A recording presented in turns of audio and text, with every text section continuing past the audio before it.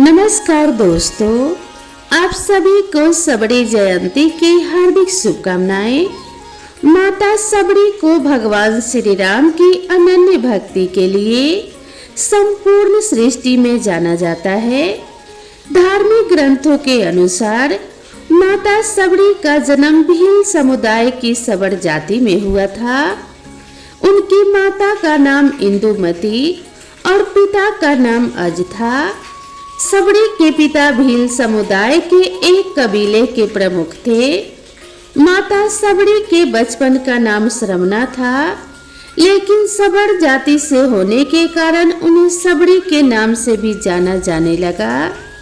सबड़ी का बचपन से ही वैराग्य के प्रति मन था। राजा अज एवं भील रानी इंदुमती उनके इस व्यवहार से परेशान थे, इसीलिए उन्होंने सबड़ी का विवाह करने का निश्चय किया। एक दिन सबड़ी ने जब अपने घर के बारे में अनेक पशु पक्षियों को देखा तो अपनी माँ से उन पशु पक्षियों के वहां होने का कारण पूछा। माता इंदुमती ने कहा, इन सभी पशु पक्षियों से तुम्हारे विवाह का भोजन तैयार किया जाएगा। यह सुनकर सबड़ी को बड़ा दुख हुआ और उन्होंने मन ही मन विवाह नहीं करने का निश्चय किया। धार्मिक ग्रंथों के मुताबिक एक रात सबड़ी ने सभी के सो जाने के बाद बाड़े के किवाड़ खोल दिए और सभी पशु पक्षियों को रिहा कर दिया। ऐसा करते हुए श्रमना को किसी ने देख लिया, जिससे भयभीत होकर सबड़ी वहां से भागकर ऋषिमुख पर्वत पर चली गई, जहां हजारों ऋषिगण निवास करते थे। सबड़ी गुप्त रूप से उस पर्वत पर निवास करने लगी। वह प्रतिदिन ऋषियों की कुटिया के बाहर झाड़ू लगाकर हवन के लिए लकड़ियां चुनकर लाती, लेकिन उन्हें ऐसा करते हुए कभी किसी ने नहीं देखा था। एक दिन भोर में आकर ऋषिगणों ने सबड़ी को देख लिया और उनसे उनका परिचय पूछा। माता सबड़ी ने ऋषिगणों को अपना परिचय दिया, जिसके बाद मतंग ऋषि ने उन्हें अपनी पुत्री के रूप में स्वीकार कर लिया और अपने आश्रम ले गए। जब मतंग ऋषि का अंतिम समय निकट आया तो माता सबड़ी बहुत दुखी होकर बोली कि एक पिता को मैं छोड़कर आई थी, अब मेरे दूसरे पिता मुझे छोड़कर जा रहे हैं, मेरे जीवन का क्या उद्देश्य रह जाएगा। तब मतंग ऋषि ने उन्हें भगवान श्री राम के विषय में बताया और उनकी प्रतीक्षा करने को कहा। माता सबड़ी ने अपने पिता तुल्य गुरु के वचनों का पालन करते हुए भगवान राम को अपना संपूर्ण जीवन समर्पित कर दिया। वह नित्य प्रतिदिन प्रभु श्री राम की प्रतीक्षा में मार्ग को बुहारा करती, उनके लिए वन से मीठे मीठे फल चख कर लाती थी। भगवान श्री राम अनुज लक्ष्मण जी के साथ सबड़ी की कठिन तपस्या से खुश होकर अपने वनवास काल के समय सबड़ी जी की कुटिया पर पहुँचे। इसके साथ ही प्रेम पूर्वक उनके जूठे बेरों का सेवन कर उनका उद्धार किया। इसके बाद माता सबड़ी ने भगवान श्री राम को वानर राज सुग्रीव से भेंट करने के संदर्भ में बताया, जिन्होंने माता सीता की खोज में प्रभु श्री राम जी की सहायता की थी। माता सबड़ी का जीवन अपने आराध्य के प्रति अगाध भक्ति, गुरु निष्ठा, दया, तप एवं विश्वास का जीवंत उदाहरण है। तो चलिए अब जानते हैं सबड़ी जयंती पर माता सबड़ी की पूजा और अर्चना कैसे करें और हमें किन चीजों का दान पुण्य करना चाहिए। धार्मिक मान्यताओं के अनुसार जो कोई भी सबड़ी जयंती के दिन व्रत और पूजन करता है, उसके सारे दुख एवं कष्ट दूर हो जाते हैं। साथ ही जीवन में खुशियों का आगमन होता है। जीवन में सकारात्मक ऊर्जा बनी रहती है। घर अन्न और धन के भंडार से भरा रहता है। सबड़ी जयंती आज मनाई जा रही है। ऐसे में आइए जानते हैं सबरी जयंती की पूजा विधि क्या है और शुभ मुहूर्त क्या है। इस दिन किन चीजों का दान करना चाहिए, साथ ही इसका क्या महत्व है। हिंदू पंचांग के अनुसार फाल्गुन माह के कृष्ण पक्ष की सप्तमी तिथि की शुरुआत कल यानी कि 19 फरवरी को सुबह 7:32 पर हो चुकी है। इस तिथि का समापन 20 फरवरी को सुबह 9:58 पर हो जाएगा। ऐसे में उदया तिथि के अनुसार 20 फरवरी यानी कि आज सबरी जयंती मनाई जाएगी और आज ही इस व्रत को रखा जाएगा। सबरी जयंती की पूजा का पहला शुभ मुहूर्त सुबह 6:55 से शुरू होगा और 8:20 तक रहेगा। इस मुहूर्त में पूजा करना सबसे उत्तम है। वही पूजा का चर मुहूर्त सुबह 11:10 से शुरू होगा। ये मुहूर्त 12:35 तक रहेगा। सबरी जयंती के दिन पूजा करने के लिए सुबह जल्दी उठकर स्नान करना चाहिए। भगवान राम और माता सबरी का स्मरण करना चाहिए, फिर मंदिर में पूजा करनी चाहिए। पूजा के समय भगवान राम को फल फूल अक्षत धूप दीप नैवेद्य अर्पित करना चाहिए। भगवान राम के आगे घी का दीपक जलाना चाहिए। भगवान राम को मीठे बेर का भोग लगाना चाहिए। रामायण के सबरी प्रसंग का पाठ करना चाहिए। श्री रामचंद्राय नमः मंत्र का जाप करना चाहिए। अंत में आरती करके पूजा समाप्त करनी चाहिए और साथ ही भगवान राम के साथ साथ माता सबरी का भी स्मरण और स्तुति करनी चाहिए और अंत में क्षमा याचना करनी चाहिए कि जो भी भूल चूक और त्रुटि हो जाए भगवान श्री राम और माता सबरी उन्हें क्षमा करें और शुभ फल प्रदान करें। सबरी जयंती के दिन केरल के सबरीमाला मंदिर में विशेष मेला आयोजित किया जाता है। साथ ही पूजा आराधना की जाती है। सबरी जयंती के दिन ही माता को देवी का स्थान मिला था और भगवान राम की कृपा से मोक्ष की प्राप्ति हुई थी। ऐसा माना जाता है कि इस दिन व्रत एवं पूजा पाठ करने से तथा सबरी माता की कथा का श्रवण करने से मोक्ष की प्राप्ति होती है। विधि विधान से पूजा करने के बाद सबरी माता की कथा का श्रवण जरूर करना चाहिए और भगवान श्री राम के साथ माता सबरी की पूजा भी करनी चाहिए। तो चलिए आज के दिन सबरी माता की पावन और पवित्र कथा का श्रवण करते हैं। तो प्रेम से बोलिए जय श्री राम। यह बात भगवान राम के जन्म से पहले की है, जब एक भील आदिवासी कबीले के मुखिया अज के घर बेटी पैदा हुई थी। उसका नाम एक श्रमणा और दूसरा नाम सबरी रखा गया। सबरी की माँ इंदुमती उसे खूब प्यार करती थी। बचपन से ही सबरी पशु पक्षियों की भाषा समझकर उनसे बातें करती थी और सबरी की माँ उसे देखती तो कुछ समझ नहीं पाती थी। कुछ समय बाद एक पंडित ने सबरी के परिवार को बताया कि वो आगे चलकर सन्यासी बन सकती है। इस बात का पता चलते ही सबरी के पिता ने उसका रिश्ता तय कर दिया। जैसे ही शादी का दिन नजदीक आया तो सबरी के घर वालों ने खूब सारी बकरियां और अन्य जानवर घर के पास लाकर बांध दिए। एक दिन सबरी की माँ जब उसके बाल बना रही थी तो उसने अपनी माँ से पूछा, माँ इतने सारे जानवर हमारे घर क्यों लाए गए हैं?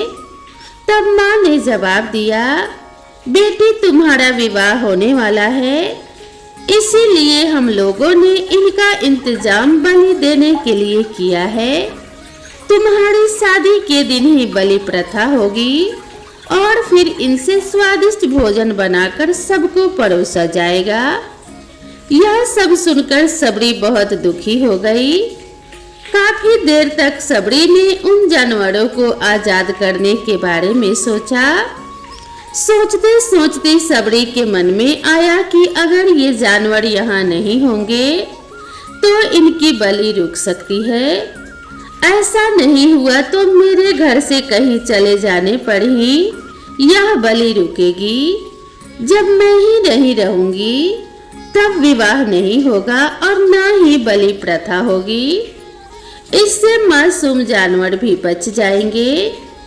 इसी सोच के साथ जानवरों को रखी गई जगह पर सबड़ी पहुंची। उसने सोचा कि उन्हें खोल देती हूँ, लेकिन वो ऐसा नहीं कर पाई। उसके बाद सबड़ी जंगल की तरफ भागने लगी। भागते भागते सबड़ी ऋषिमुख पर्वत पर पहुंच गई। वहां करीब 10,000 ऋषि रहा करते थे। सबड़ी को लगा कि वो भी इसी जंगल में किसी तरह ऋषि मुनियों की सेवा करके अपना जीवन जी लेगी। वो चुपचाप उसी जंगल के एक हिस्से में किसी तरह से रहने लगी। सबड़ी रोजाना ऋषि मुनियों की झोपड़ी के आगे झाड़ू लगाती और हवन के लिए लकड़ियां भी लाकर रख देती। ऋषि मुनियों को समझ में नहीं आ रहा था कि जंगल में उनके काम अपने आप कैसे हो रहे हैं। एक दिन सबड़ी को किसी ऋषि ने देख लिया और उसे देखते ही उसका परिचय पूछा। जैसे ही सबड़ी ने बताया कि वो भील आदिवासी परिवार से संबंध रखती है तो उसे ऋषियों ने खूब डांट लगाई। सबड़ी को इस बात का बिल्कुल भी पता नहीं था कि उसकी जाति छोटी है और उसे ऋषियों द्वारा जाति की वजह से अपमान सहन करना पड़ेगा। इतना सब होने के बाद भी सबड़ी हर ऋषि मुनि के दरवाजे पहुंचती और उनके आंगन में झाड़ू लगाकर उनसे गुरु दीक्षा देने के लिए कहती। हर कोई सबड़ी को उसकी जाति की वजह से अपने आश्रम से भगा देता था। ऐसा होते होते काफी समय बीत गया। उसके बाद सबड़ी मतंग ऋषि की कुटिया में पहुंची। वहां पहुंचकर मतंग ऋषि को सबड़ी ने बताया कि वो उनसे गुरु दीक्षा लेना चाहती है। उन्होंने खुशी खुशी उसे अपने गुरुकुल में रहने दिया और भगवान से जुड़ा ज्ञान देते रहे। सबड़ी ने भी अपने गुरु मतंग ऋषि की सेवा करने में कोई कसर नहीं छोड़ी। वो गुरुकुल के सारे काम करती थी। सबड़ी से खुश होकर मतंग ऋषि ने उसे अपनी बेटी मान लिया था। समय के साथ मतंग ऋषि का शरीर बूढ़ा हो गया था। उन्होंने एक दिन सबड़ी को अपने पास बुलाया और कहा, बेटी, मैं अपनी देह त्यागना चाह रहा हूँ। बहुत साल हो गए हैं इस शरीर में रहते रहते। सबड़ी ने दुखी मन से कहा, आपके ही सहारे तो मैं इस जंगल में रह पाई हूँ। आप ही चले जाएंगे तो मैं जीकर क्या करूँगी। आप अपने संग मुझे भी ले जाइए, मैं भी देह त्याग दूंगी। मतंग ऋषि ने जवाब दिया, बेटी, तुम्हें चिंता करने की कोई जरूरत नहीं है। राम तुम्हारी चिंता करेंगे और ध्यान भी रखेंगे। सबड़ी ने राम का नाम सुनने के बाद पूछा कि वो कौन है और उन्हें मैं किस तरह से ढूंढ पाऊंगी। मतंग ऋषि ने बताया, राम कोई और नहीं, वो भगवान है। वो तुम्हें सारे अच्छे कर्मों का फल देंगे। तुम्हें उन्हें ढूंढने की कोई जरूरत नहीं है। वो एक दिन तुम्हें खोजते हुए इस कुटिया में आएंगे और तुम्हें उनके हाथों से ही मोक्ष मिलेगा। तब तक तुम इसी आश्रम में रहो। इतना कहते ही मतंग ऋषि ने अपना शरीर त्याग दिया। सबड़ी के मन में मतंग ऋषि के जाने के बाद से एक ही बात थी कि भगवान राम स्वयं उनसे मिलने आएंगे। वो रोज भगवान राम से मिलने के लिए बाग से अच्छे अच्छे फल फूल लाकर पूरा आश्रम सजाती और भगवान के लिए बेर तोड़ कर लाती। भगवान के लिए बेर चुनते हुए सबड़ी उन्हें चख लेती थी ताकि भगवान को वो सिर्फ मीठे बेर ही खिलाए। रोजाना सबड़ी इसी तरह भगवान के दर्शन की आस में फूल और बेर इकट्ठा किया करती थी। इसी तरह इंतजार में कई साल बीत गए। सबड़ी का शरीर एकदम बूढ़ा हो गया। एक दिन आश्रम के पास ही तालाब में सबड़ी पानी लेने के लिए गई। तभी पास के ही एक ऋषि ने उसे अछूत कहते हुए वहां से भागने के लिए कहा और एक पत्थर मार दिया। वो पत्थर जब सबड़ी को लगा तो उसे चोट लगी और खून बहने लगा। बहते हुए खून की एक बूंद उसी तालाब के पानी में गिर गई। तभी पूरा तालाब का पानी खून में बदल गया। ये सब होता देखकर ऋषि ने सबड़ी को ही डांटा और कहा कि पापिन, तुम्हारी वजह से पूरा पानी खराब हो गया। रोज ऋषि उस पानी को साफ करने के लिए अपनी कई तरह की विद्याओं का इस्तेमाल करते। कई सारे जतन करने के बाद भी कुछ नहीं हुआ। फिर उन्होंने गंगा जैसी कई पवित्र नदियों का जल भी उस तालाब में डाला। फिर भी तालाब का पानी साफ नहीं हो पाया और वो खून जैसा ही रहा। कई सालों तक तालाब के पानी को साफ करने की कोशिश के बाद भी कुछ नहीं हुआ तो ऋषि ने थककर सब कुछ छोड़ दिया। इस घटना के कई सालों के बाद भगवान राम अपनी पत्नी सीता के हरण के बाद उन्हें ढूंढने उसी तालाब के पास पहुंचे। ऋषि मुनियों ने उन्हें पहचान लिया और भगवान को वहां देखकर ऋषियों ने तालाब का पानी साफ करने के लिए कहा। भगवान को अपने पैर उसमें डालने के लिए कहा, लेकिन पानी जैसे का तैसा ही था। ऋषि मुनियों ने भगवान से भी कई अन्य जतन करवाए, लेकिन वो पानी जस का तस खून जैसा ही रहा। तब भगवान राम ने ऋषियों से पानी के रक्त में बदलने की कहानी पूछी। तब ऋषि ने सबड़ी को पत्थर मारने वाली सारी बात बता दी। उसके बाद ऋषियों ने कहा कि वो महिला ही अपवित्र है, छोटी जात की है, इसीलिए ये सब हुआ है। उसी वक्त भगवान राम ने कहा, ये सब आप लोगों के खराब वचनों से हुआ है। सबड़ी को इस तरह के शब्द बोलकर आप लोगों ने उसे नहीं बल्कि मेरे दिल को घायल किया है। इसी घायल दिल के रक्त का प्रतीक यह तालाब का पानी लाल हुआ है। आगे भगवान राम बोले, कहाँ है वो माई, मैं उनसे मिलना चाहता हूँ। तब तक सबड़ी उसी तालाब के पास पहुँच जाती है। इस दौरान सबड़ी के पैर को ठोकर लगती है और कुछ धूल उस तालाब के पानी में गिर जाती है। तभी सारा पानी साफ हो जाता है। भगवान सबसे कहते हैं कि देखिए, आप लोगों ने क्या कुछ नहीं किया, लेकिन पानी साफ नहीं हो पाया। अभी सिर्फ इनके पैर की थोड़ी सी धूल ने ही तालाब का पानी साफ कर दिया। भगवान राम को सबड़ी की पहचान हो चुकी थी। उन्हें प्रणाम करके सबड़ी ने कहा, भगवान आप मेरे साथ मेरे कुटिया में चलिए। भगवान भी खुशी खुशी सबड़ी के साथ चल पड़े। फूलों से सबड़ी ने भगवान राम का स्वागत किया। वह सीधे बेर तोड़ने के लिए बाग में गई और चक चक कर उनके लिए बेर तोड़ कर लेकर आई। उन्होंने बड़े ही प्यार से भगवान राम और उनके भाई लक्ष्मण को बेर दिए। भगवान राम ने भी उतने ही प्यार से उन बेरों को खाना शुरू किया।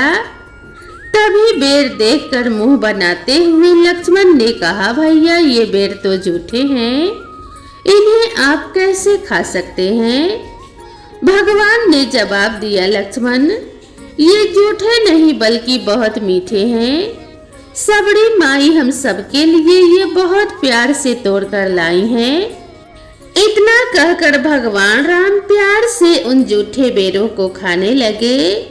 भगवान ने जाते हुए सबड़ी माई से कहा, आप मुझसे जो चाहो वो मांग सकती हो। सबड़ी ने उन्हें कहा, मतंग ऋषि के कहने पर मैं आज तक सिर्फ आपके दर्शन के लिए ही जी रही थी। अब आप मुझे मोक्ष प्रदान कीजिए। मैं अपना शरीर आपके सामने ही त्याग दूंगी। उसी वक्त सबड़ी ने अपना शरीर त्याग दिया। भगवान राम ने अपने हाथों से ही उनका अंतिम संस्कार किया और उन्हें मोक्ष प्रदान किया और सीता माता की खोज में आगे बढ़ गए। इस प्रकार से सबरी माता को मोक्ष की प्राप्ति हुई और उस दिन से उन्हें देवी की तरह पूजा जाने लगा। इस तरह से ऋषि मतंग की बात सच साबित हुई और माता सबरी को भगवान राम के दर्शन भी हुए। तभी से भगवान राम को सबरी के राम भी कहा जाने लगा।